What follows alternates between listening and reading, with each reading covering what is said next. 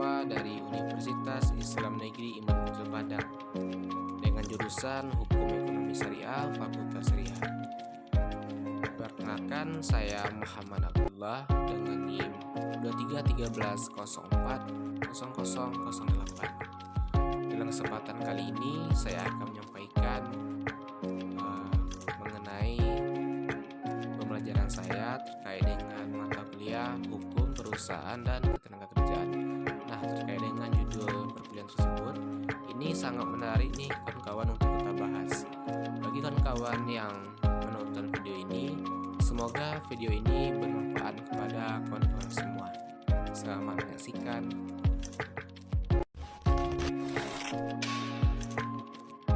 Bahasan kali ini sesuai dengan yang di atas, judul tentang pendirian dan legalitas perusahaan, akta pendirian, AHU, OSS, dan perizinan. Nah, mari kita bahas satu-satu. Oke, di sini saya akan menjelaskan. Yang pertama itu pendirian perusahaan yang sesuai dengan ketentuan hukum di Indonesia. Nah, itu yang pertama ada Undang-Undang Nomor 40 Tahun 2007 tentang perseorangan terbatas sesuai yang di atas. Nah, secara prinsip ada 3 syarat pendirian perseorangan terbatas sebagaimana diatur dalam Undang-Undang Nomor 40 Tahun 2007. Nah, yang pertama itu tentang pendirian. Artinya, PT harus didirikan minimal oleh 2 orang dan dibuat dengan akta pendirian, dibuat di hadapan notaris dalam bahasa Indonesia, karena pada dasarnya perseorangan didirikan berdasarkan perjanjian, sehingga harus mempunyai lebih dari 1 orang pemegang saham ataupun pendirinya.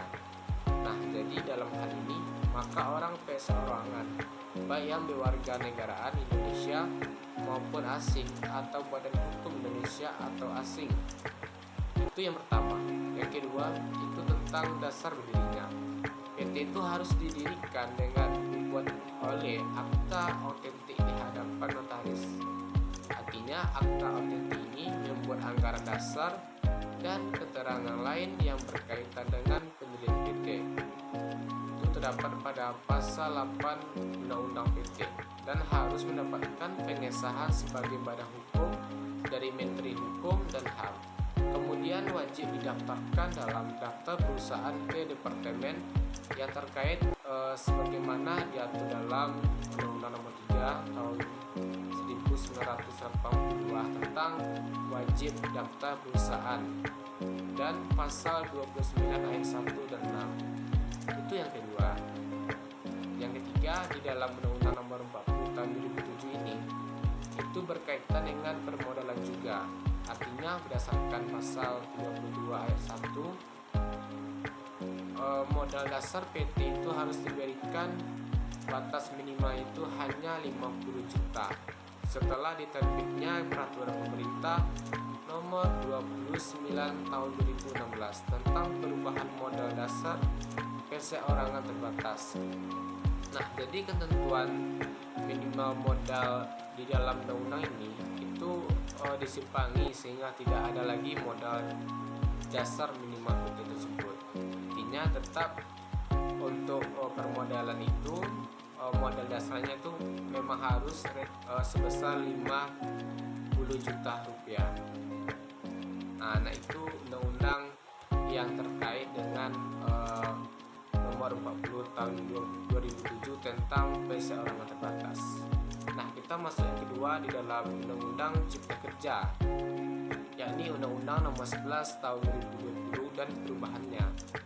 Nah, melalui Undang-Undang Cipta Kerja ini, perubahan yang dilakukan salah satunya dengan memperkenalkan konsep baru dalam hukum perusahaan Indonesia, yaitu kehadiran dalam bentuk perorangan bagi pelaku UMKM. Pelaku UMKM tidak memilih badan usahanya itu berbentuk badan hukum perseorangan terbatas dengan karakteristik asosiasi modal dan tanggung jawab terbatasnya.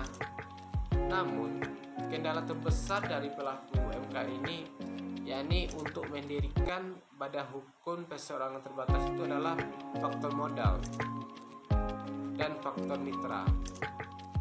Sehingga mitra usahanya itu sebagaimana persyaratannya yang diatur dalam Undang-Undang PT dan peraturan pelaksanaannya.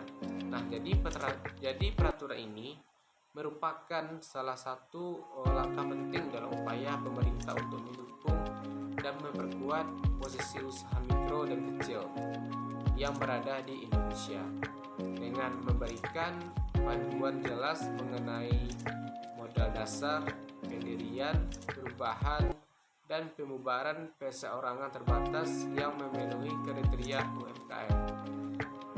Jadi peraturan ini, peraturan Undang-Undang Cipta Kerja ini itu bertujuan untuk menyederhanakan proses administrasi dan meningkatkan kepastian hukum bagi pelaku UMKM.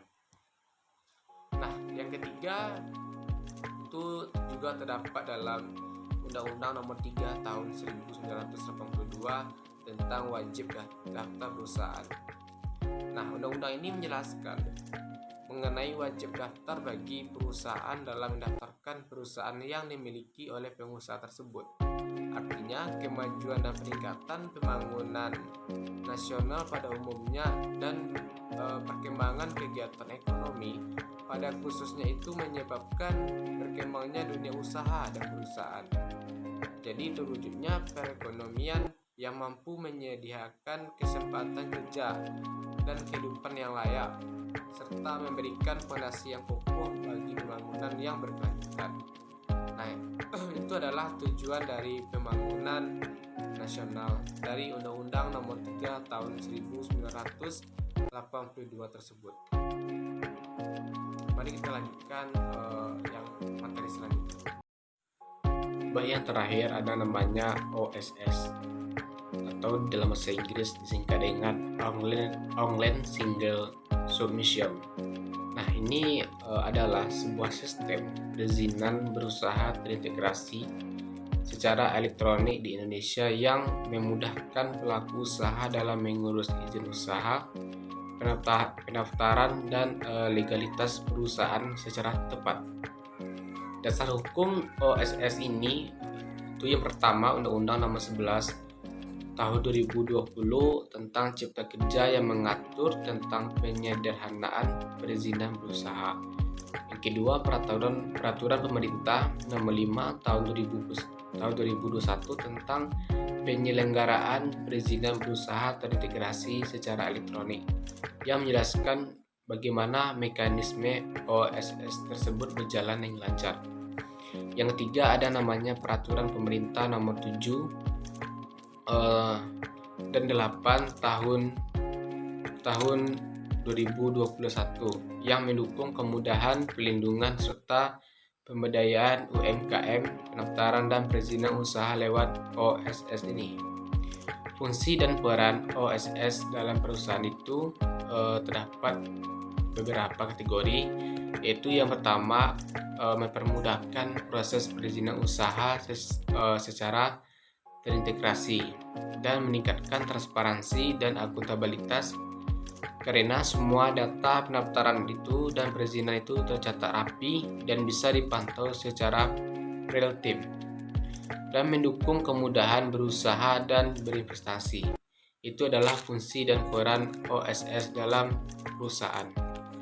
Terus ada juga apa sih tantangan dan rintangan dalam OSS ini yang dihadapi oleh perusahaan.